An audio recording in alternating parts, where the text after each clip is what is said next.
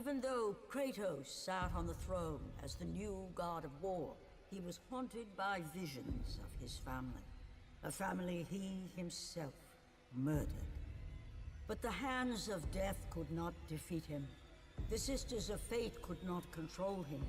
And on this day, the man, the legend, Kratos, will have his revenge.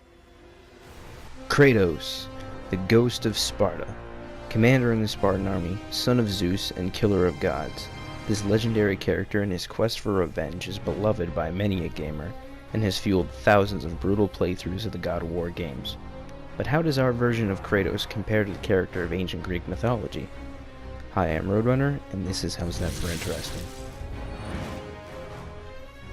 The character created by Santa Monica Studios is interesting enough in itself. Kratos from the games is a Spartan demigod, an illegitimate son of Zeus, and commander in the Spartan military. His legend begins when his army is being defeated by ruthless barbarians, and he refuses to accept it as such. He calls out to Ares, the god of war, vowing himself to the Lord of Conquest in exchange for victory in this battle. His plea is granted, and he defeats the barbarians.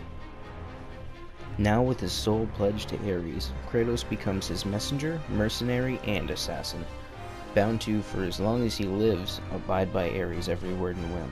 And one such whim pointed Kratos in the direction of a small village with the orders to eradicate everyone within.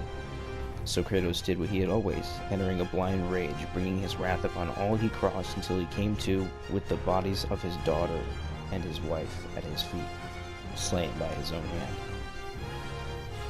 Holding their lifeless corpses, he vowed to take vengeance on Ares. He was always a brutal, merciless person, but he loved his family with a burning passion, hotter than the most molten pit in Hades, and he would travel there and back to avenge them, literally. After defeating Ares and completing his quest for revenge, the other gods recognize Kratos' power. They grant him deific status, and make him the replacement of Ares, the new and improved god of war.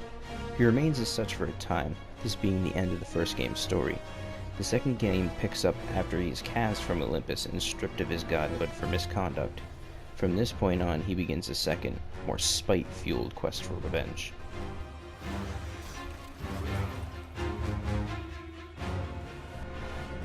Over the course of the next two games, Kratos defeats nearly the entire Greek pantheon, and kills legions of mythical creatures in pursuit of getting revenge on his father, Zeus, for taking away his power.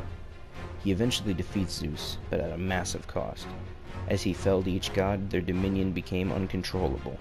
Poseidon's death marked eternally uncalm seas, Apollo's death blackened the sun, and Zeus's death created an endless storm. Now with his quest for vengeance fulfilled, Kratos impales himself with the Blade of Olympus, releasing the power Zeus imbued in it, and the power of hope, which he had taken from Pandora's box. All this energy dispersed about humanity and the world, setting things right again. And so ends Kratos' story, up until the third game. And this is presumably only chapter 1, as Kratos is soon returning as a very different man in the upcoming God of War. So, how does our video game version of Kratos and his story compare to the one of ancient Greek legend? Well, there's just about the same number of similarities as there are differences, and there is in fact two conflicting versions of the character, presumably developed by two Greek states that viewed his attributes differently. He was the embodiment and god of strength and power to the Greeks, as a rule of thumb, but his origins are what differed depending on who you asked.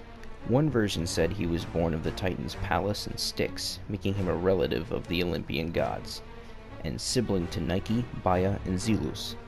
The other version mirrors that of the character from the video games, with Kratos being one of Zeus's many illegitimate children with mortal women, making him a demigod, born in Sparta. This is usually where the differences in the Greek stories end, which he doesn't even appear often to begin with. His only truly prominent role in a specific legend is in the story of Prometheus.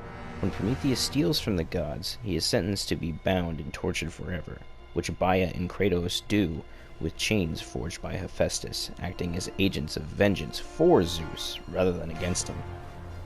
So, while not exactly being the god-killing, death-defying warrior from the games, Greece's Kratos is indeed a symbol of strength and power, disciple of vengeance, and all-around badass, like his video game counterpart.